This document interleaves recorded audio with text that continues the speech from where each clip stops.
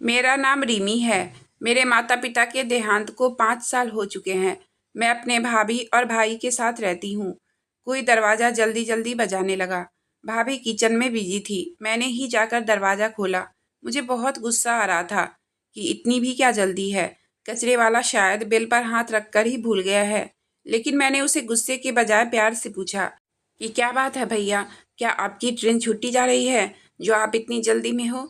तो वह कहने लगा, मैडम ऐसा ही समझ लो। वो एकदम से कचरे के डब्बों की तरफ बढ़ा और उनमें हाथ डालकर कुछ देखने लगा। फिर एक कचरे का डब्बा भाभी के हाथ में देखकर वह खुश हो गया और एकदम से वह डब्बा उठाकर बाहर चला गया। वही खड़ी मैं उसका इंतजार कर रही थी ताकि वह कचरा खाली कर दे तो मैं डस्टबिन लेकर दरवाज़ा बंद कर दूँ। मगर मैं हैरान रह गई जब कचरा वाले ने कचरे का डब्बा कचरे की ट्रॉली में डालने के बजाय अलग से थैली में डाल दिया। ऐसा लग रहा था जैसे कोई खजाना उस कचरे वाले के हाथ लग गया हो।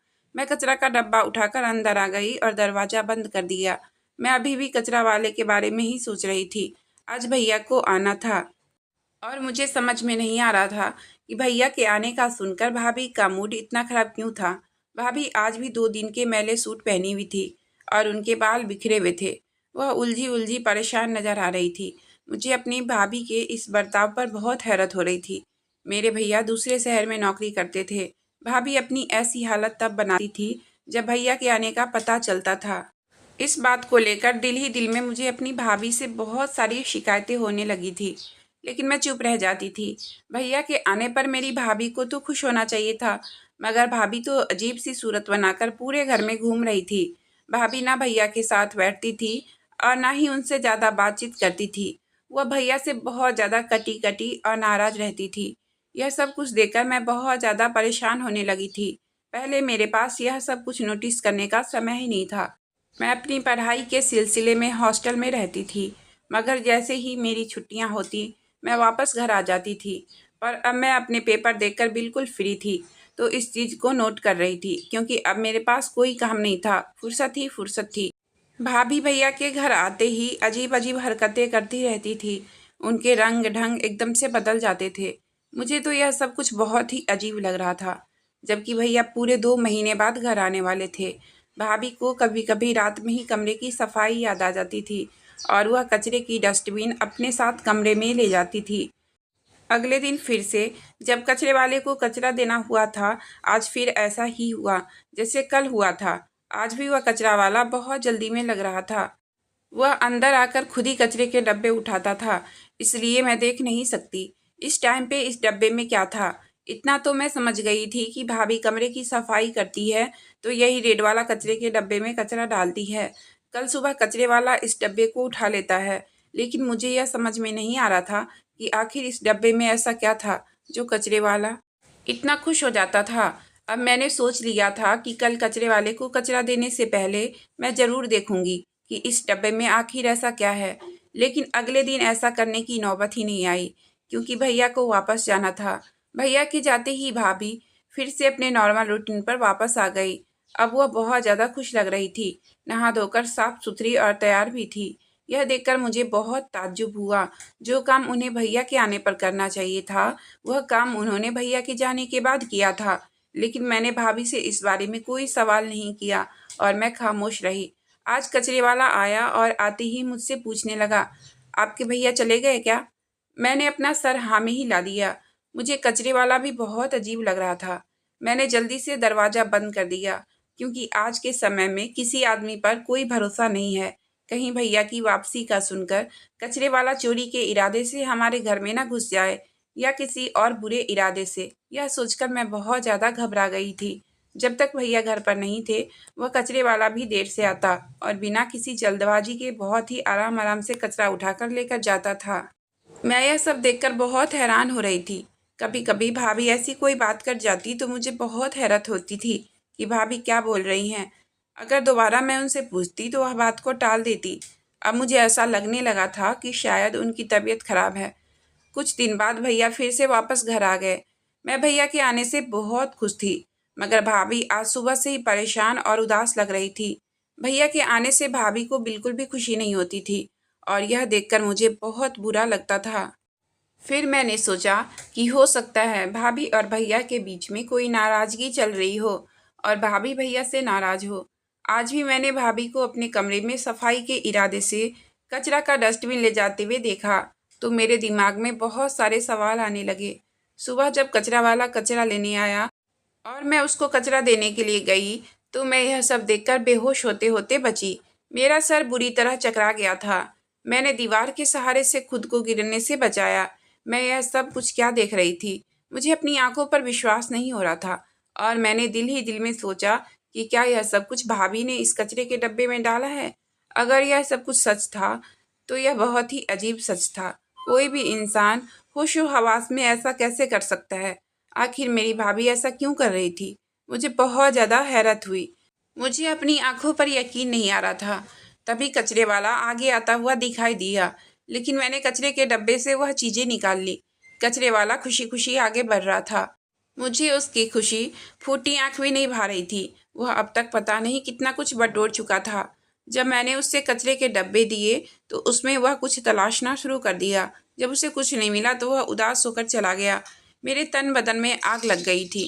फिर मैं गुस्से से अंदर आ गई। अब मैं भाभी के पास जा रही थी। मुझे भाभी से बहुत सारे सवाल के जवाब लेने थे, लेकिन अंदर जाकर मेरा सामना भैया से हो गया। उन्होंने मुझे अपने साथ बैठा लिया और कहने लगे, क्या बात है रिमी, तुम बहुत परेशान लग रही हो। मैंने गुस्से से बोलना शुरू कर दिया, भैया मुझे भाभी से शिकायत है। वैसे तो वह बहुत खुश रहती हैं, पर जैसे ही आप आ जाते हैं उनका मूड खराब हो जाता है। वह चिड़चिड़ी हो जाती हैं और वह खोई खोई सी रहती हैं। मुझे ऐसा लगता है जैसे भाभी आपके आने से बिल्कुल भी खुश नहीं होती। मुझे बहुत दुख होता है। आपने भी तो यह सब कुछ फील किया होगा। मैं एक ही सांस में यह सब कुछ बोल पड़ी। भैया ने मुझे चुप रहने का इशारा किया और बाहर चलने को कहा। भैया मुझे बाहर लेकर चले गए और कहने लगे, रीमी मैं तुम्हें इसलिए यहाँ बाहर लेकर आया हूँ ताकि हमारी कोई भी बात तुम्हारी भाभी ना सुन सके। अपनी भाभी के लिए तुम अपने दिल में कोई भी गलत फहमी पैदा मत करो। मैंने कहा, मगर भैया यह गलत फहमी नहीं है, बल्कि यह तो सच है। मैंने अपनी आंखों से यह सब कुछ देखा है। आप इन सब से अनजान हैं। भाभी शायद आपसे छुपाकर ऐसा कुछ करती हैं, मगर मैं बहुत परेशान हूँ। भाभी ने अपनी सारी ज़िंदगी संभाल संभाल कर गुजारी है। हर चीज़ का हिसाब किताब रखा है। छोटी छोटी चीज़ों पर भी खास ध्यान देती हैं, पर अब वह ऐसी अजीब अजीब हरकतें क्यों करने लगी हैं? भैया कहने लगे, रिमी तुम्हारी भाभी अपने वश में नहीं है। कुछ समय से वह डिप्रेशन का शिकार है। भैया की बात पर मैं गुस्सा हो गई और उनसे कहने लगी कि भैया आप भाभी की साइड मत लो। आप इतने कमज़ोर कब से हो गए? गलत बात पर भी आप उनकी तरफदारी कर रहे हैं। लेकिन आखिर ऐसी क्या बात है जो आप इतने मजबूर हो गए हैं और भाभी की गलत बात पर भी पर्दा डाल रहे हैं? उन्होंने कहा, रिमी मैं कोई गलती पर पर्दा नहीं डाल रहा हूँ और ना ही मैं उसकी साइड ले रहा हूँ, पर तुम ध्यान से मेरी बात सुन लो, फिर तुम्हारी सारी शिकायतें दूर हो जाएगी। मैंने कहा, भैया आप यह सब कुछ तो देखो। आज सुबह जब मैं कचरे वाले को कचरा देने लगी तो मैंने कचरे के डस्टबिन में यह सब देखा और मैं हैरान रह गई। रात को भाभी अपने कमरे की सफाई के बहाने से कचरे का बास्केट अंदर ले जाती हैं और बास्केट में ऐसी चीज़ें डाल देती हैं और पता नहीं कब से वह यह सब कुछ कर रही हैं। कचरे के बास्केट में तो भाभी अपने पैसे, आपके लाए हुए महंगे महंगे गिफ्ट डाल देती हैं। आपकी और भाभी की शादी की फ़ोटो 2 टुकड़ों में बटी हुई कचरे के डब्बे में पड़ी हुई थी। कल ही तो यह महंगा वाला हार सेट आप भाभी के लिए लाए थे और वह भी डस्टबिन में था। ये क्या हो रहा है भाभी को? आखिर मेरे तो कुछ भी समझ में नहीं आ रहा है। मैं अपना सर पकड़कर बैठ गई। अगर आप जानते हैं तो प्लीज़ मुझे बताइए और मेरी परेशानी को दूर करिए। कैसे कोई औरत इतने महंगे और इतनी कीमती गिफ्ट और पैसे कचरे के बास्केट में डाल सकती है? भैया कहने लगे, रिमी आज मैं तुम्हें सब कुछ सच सच बताता हूँ। तुमने डबल पर्सनालिटी डिसऑर्डर तो सुना होगा और पढ़ा भी होगा, क्योंकि तुम साइकोलॉजी की स्टूडेंट हो। तुम्हारी भाभी मल्टीपल पर्सनालिटी डिसऑर्डर का शिकार हैं, जिसमें इंसान अपने आप को अलग अलग रूप में ढाल देता है। वह एक ही समय में अपने कई रूप देता है। इस बीमारी से मरीज खुद को अलग अलग रूप देकर अलग अलग इंसान समझने लगता है। कुछ मरीज तो बहुत सारी पर्सनालिटी का शिकार होते हैं, मगर तुम्हारी भाभी वैसे तो सारा टाइम अपने ही रूप में रहती है और जीती हैं, मगर जैसे ही मैं घर पर आता हूँ तो वह खुद को एक अलग इंसान समझने लगती है और मुझसे नफ़रत करती है। मुझे पसंद नहीं करती है। मेरी नफ़रत उसके दिमाग में इस कदर हावी हो जाती है कि वह मेरे दिए गए पैसे, मेरे दिए गए गिफ्ट तक वह फेंक देती है। जब तक मैं यहाँ रहता हूँ तुम्हारी भाभी इसी फेस में रहती है, और जैसे ही मैं चला जाता हूँ वह फिर से अपने रूप में वापस आ जाती है। इस सब में उसकी कोई गलती नहीं है, बल्कि वह तो बीमार है। उस बेचारी को तो खुद भी नहीं पता कि वह अपने साथ क्या कर रही है, इसलिए मैं उसको कुछ नहीं बोलता हूँ। तुम्हारी भाभी ने सारी ज़िंदगी हमारे लिए इतना कुछ किया, हम उसके लिए इतना नहीं कर सकते? सब सुनकर मेरी आंखें फटी की फटी रह गई। मुझसे कुछ भी बोला नहीं जा रहा था। मैंने कहा, भैया ऐसा कैसे हो सकता है? भाभी तो बिल्कुल ठीक थी, और अब अचानक यह सब कैसे हो गया? जहाँ तक मैंने पढ़ा है, ऐसे मरीजों का कोई न कोई कनेक्शन उनके पास्ट से जुड़ा होता है। उनके बचपन में या फिर उनकी जवानी में कोई ऐसा हादसा हुआ होता है जिसकी वजह से वह आगे उम्र के किसी न किसी हिस्से में इस बीमारी का शिकार हो जाते हैं। भैया ने कहा, हाँ रिमी, ऐसा ही समझ लो। सच में हर कहानी के पीछे कोई न कोई वजह या किस्सा जरूर होता है जो इंसान के अतीत से जुड़ा होता है। इंसान को उसके किसी भी हिस्से में रहने, दबाव, डिप्रेशन, इस तरह की किसी भी मेंटलिटी की बीमारी का शिकार होते हैं तो उसकी खास वजह अतीत में किए गए गलत बर्ताव का ही नतीजा होता है। तुम्हारी भाभी के साथ भी ऐसा ही हुआ है, जिसकी वजह से आज उसकी यह हालत है। तुम्हारी भाभी बहुत अच्छी और शरीफ लड़की थी। वह माँ की दोस्त की बेटी है, मगर उसके माता पिता अमेरिका में रहते थे। तुम्हारी भाभी भी अपने माता पिता के साथ अमेरिका में ही रहती थी। जब शादी के लिए वह इंडिया आई तो उनके माता पिता अपनी बेटी के लिए रिश्ता ढूंढने लगे। तब फौरन माँ ने उनसे मेरे लिए तुम्हारी भाभी यानी कि विशाखा का हाथ मांग लिया। विशाखा के माता पिता इस शादी के लिए राजी हो गए, क्योंकि मेरी माँ और विशाखा की माँ आपस में बहुत अच्छी दोस्त थी। उन्होंने कहा कि मेरी माँ से बढ़कर उनको किस पर भरोसा हो सकता है। मुझे विश्वास है कि मेरी बेटी मेरे दोस्त के घर में बहुत खुश रहेगी और मैं बेफिक्र होकर अमेरिका वापस चली जाऊंगी। मगर यह सब उनकी बहुत बड़ी गलतफहमी थी और वह अपनी बेटी की तरफ से बिल्कुल बेफिक्र हो गए। इस तरह हमारी चटमंगनी और पट ब्याह वाला किस्सा हो गया। तुम उस समय पढ़ाई के लिए हॉस्टल में रहती थी। विशाखा बहुत अच्छी लड़की थी, मैं बहुत खुश था। हमारी शादी को अभी 1 महीना भी नहीं हुआ था कि माँ ने धीरे धीरे सास होने का हक जमाना शुरू कर दिया। वह हर काम में विशाखा को रोक टोक लगाती थी। जब भी वह खाना बनाती तो माँ उसके हाथ का खाना नहीं खाती थी, बल्कि उसे डांटती थी कि उसने अच्छा खाना नहीं बनाया, जबकि खाना बहुत अच्छा होता था। मगर विशाखा चुप रहती थी, कभी भी माँ को उल्टा जवाब नहीं देती थी। जब वह उनको कोई जवाब नहीं देती तो माँ और ज़्यादा गुस्सा करती थी। कहती थी कि तुम्हें मेरी बात से कोई फ़र्क ही नहीं पड़ता है, तुम मेरी बात को कोई जवाब नहीं देती हो, खुद को पता नहीं क्या समझती हो। अमेरिका में पता नहीं कैसे रही होगी, किस किस के साथ चक्कर था जो तेरे माता पिता इतनी जल्दी में शादी करके यहाँ से चले गए। ऐसी बात सुनकर भी विशाखा खामोश रहती थी। आंखों में शिकायतें और बेबसी लिए मुझे देखती रहती थी। मैं बहुत डरपोक किस्म का इंसान था। मैं माँ से बहुत डरता था, उनके आगे मुंह भी नहीं खोलता था, चाहे वह सही बात कह रही हो या फिर गलत। मैं अपनी माँ के सामने गूंगा और बहरा बना बैठा रहता था। अपनी पत्नी की तरफ से कुछ भी नहीं बोल पाता था। कमरे में आकर विशाखा से माफ़ी मांगता था और अपने डर को माँ की इज्जत का नाम देकर उस पर पर्दा डालता था। विशाखा शुरू शुरू में मुझसे बहुत नाराज़ होती थी। कमरे के अंदर घुट घुट कर रोती थी और बोलती थी, मुझे आंटी की किसी भी बात से इतनी तकलीफ़ नहीं होती है जितना इस बात से होती है कि वह मेरे चरित्र पर इल्ज़ाम लगाती हैं। मैं किसी को भी इस बात की इजाज़त नहीं देती हूँ कि कोई मेरे चरित्र पर उंगली उठाए, मगर मैं बेबस हूँ आपकी वजह से। लेकिन आपको भी अपनी माँ को समझाना चाहिए।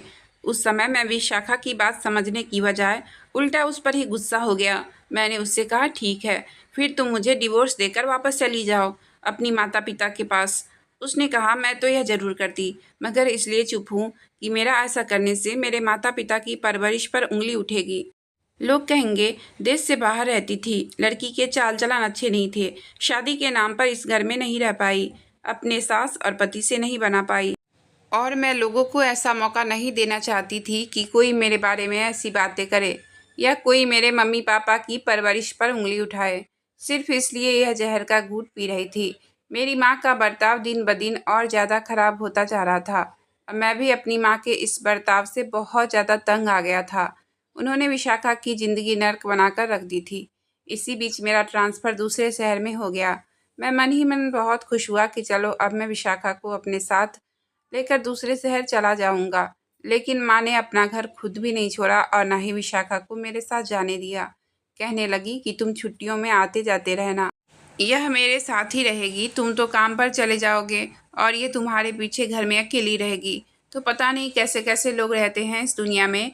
और तुम्हारी पत्नी तो वैसे भी खुले हुए माहौल में पली बढ़ी है। आज के दौर में किसी का कोई भरोसा नहीं है। मुझे माँ की इस बात पर बहुत ज़्यादा गुस्सा आया। मैंने कहा, प्लीज़ माँ, आप कुछ सोच समझ कर बोला करो। विशाखा मेरी पत्नी है। मैं बिल्कुल भी बर्दाश्त नहीं करूँगा कि कोई उसके बारे में ऐसी बातें करे या उसके ऊपर गलत इल्ज़ाम लगाए। पहली बार मैंने हिम्मत करके माँ को जवाब दिया, मगर उसका नतीजा बहुत बुरा हुआ। इसके बाद माँ ने मुझे जो भी सुनाई, मगर विशाखा के साथ उनका बर्ताव और ज़्यादा बुरा हो गया था। माँ की जिद के आगे हारकर मैं विशाखा को उनके साथ अकेला छोड़कर दूसरे शहर में आ गया। मैं भी घर के हालात से बहुत ज़्यादा तंग आ गया था। अब मैं परेशान होकर उन दोनों को उनके हाल पर छोड़ दिया था और सोचा था कि अगली बार माँ को ज़बरदस्ती राज़ी कर लूँगा और विशाखा को मेरे साथ ले जाऊँगा। मगर जब मैं छुट्टियों में घर आ गया तो मुझे खुशखबरी मिली और माँ ने विशाखा को किसी भी हाल में मेरे साथ जाने नहीं दे रही थी। अब विशाखा पूरे तरीके से माँ के रहमो कदम पर आ गई थी, पर इस हालत में भी माँ ने उसे तंग करना बंद नहीं किया, बल्कि उसे इतना तंग किया कि उसके बर्दाश्त की हद ख़त्म हो गई थी। अब जब भी मैं घर वापस आता तो विशाखा मुझसे कतराती थी, मेरे सामने नहीं आती थी, गंदे कपड़े पहनकर घूमती रहती थी, मुझसे बात तक नहीं करती। वह दिल ही दिल में मुझसे बहुत ज़्यादा नाराज़ थी। एक दिन मैं ज़बरदस्ती अपने साथ उसे रोक लिया और पूछा कि तुम क्यों मुझसे इतनी नाराज़ रहती हो। तभी विशाखा कहने लगी, क्योंकि मैं आपसे सच में तंग आ गई हूँ। अब मुझे आपसे नफ़रत सी होने लगी है। मेरा आपसे बात करने को दिल नहीं करता है। आप जब अपनी पत्नी का साथ नहीं दे सकते, उसका सहारा नहीं बन सकते, उस पर इल्ज़ाम लगाने वाले लोगों को रोक नहीं सकते, सही या गलत नहीं बता सकते, वो हमारे किस काम का। ऐसे कमज़ोर मर्द से शादी करने से अच्छा था कि मैं कुंवारी ही रहती। मैं अपनी गलती मानता हूँ कि मैंने उसके साथ सही नहीं किया और उसे अकेला छोड़ दिया और माँ ने उसे हर तरह से परेशान किया। वह बहुत मुश्किल दौर से गुजर रही थी। वह माँ बनने वाली थी। इस समय मुझे उसका साथ देना चाहिए था। इसी कारण उसका मिसकैरेज हो गया। मगर अफसोस, तब भी माँ को उस पर तरस नहीं आया। उस समय में भी माँ उसे परेशान करती रही। माँ जब इस दुनिया से चली गई तब बहुत मुश्किलों से विशाखा कुछ नॉर्मल हुई। माँ के जाने के बाद मैंने उसे समय दिया, प्यार दिया, तो धीरे धीरे वह नॉर्मल होती चली गई। मगर अब कुछ महीने से फिर वह अजीब सा बर्ताव करने लगी। मैं उसे डॉक्टर के पास लेकर गया तो डॉक्टर ने उसका कुछ टेस्ट किया। विशाखा से पूरे तरीके से बात करने के बाद उन्होंने बताया यह डबल पर्सनालिटी डिसऑर्डर का शिकार हो गई है और खुद को अलग अलग रूप में देखने लग जाती है। वह कुछ साल पीछे चली गई है, जब हमारी नई नई शादी हुई थी उस समय में। अब हम सबको इसका बहुत ख्याल रखना है। विशाखा ने हमारे लिए इतना कुछ किया है, अब हमारी बारी है कि हम सब मिलकर उसके लिए कुछ करें। यही वजह थी कि उम्र के इस हिस्से में पहुंचकर फिर से वह पीछे चली गई और दूसरे रूप का शिकार हो गई। भैया की बात मुझे बहुत परेशान कर रही थी। मैं अपनी भाभी को इस तकलीफ़ में नहीं देख सकती थी। इस तकलीफ़ को उन्होंने दोबारा महसूस किया। मैं अपनी भाभी का बहुत ज़्यादा ख्याल रखने लगी थी। अब मैं उन्हें अच्छे समय की याद दिलाती थी। हम सब एक साथ बैठकर मस्ती मजाक करते थे ताकि वह अपनी असली रूप में वापस आ सके। हम सब मिलकर अपनी तरफ से पूरी कोशिश कर रहे हैं और भगवान से प्रार्थना कर रहे हैं कि मेरी माँ जैसी भाभी जल्दी से ठीक हो जाए।